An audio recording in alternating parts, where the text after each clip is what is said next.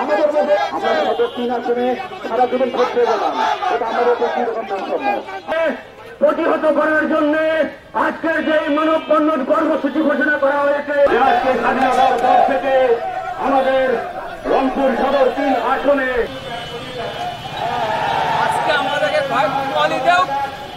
তাদের দাবি আদায় করতে পারবে এই আশা ব্যক্ত করে আমি আমার বক্তব্য আমরা বৈষম্যের শিকার হচ্ছি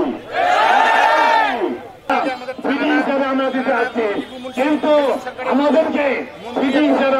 আর কোন বৈষম্য মেনে নেওয়া হবে না। এবার যদি এই 9 নম্বর ওয়ার্ডকে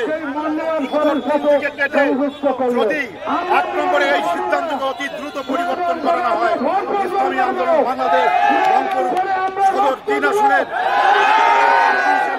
আমি স্পষ্ট ঘোষণা দিচ্ছি, আমাদের দলীয় সমস্ত নেতা কর্মীদেরকে সাথে নিয়ে 9 নম্বর ওয়ার্ডবাসীকে সাথে নিয়ে এবং সমগ্র জনগণকে সাথে নিয়ে এটা আইনি ভাবে হোক এবং প্রথমে আমরা আইনি লড়াই করব, এরপর আমরা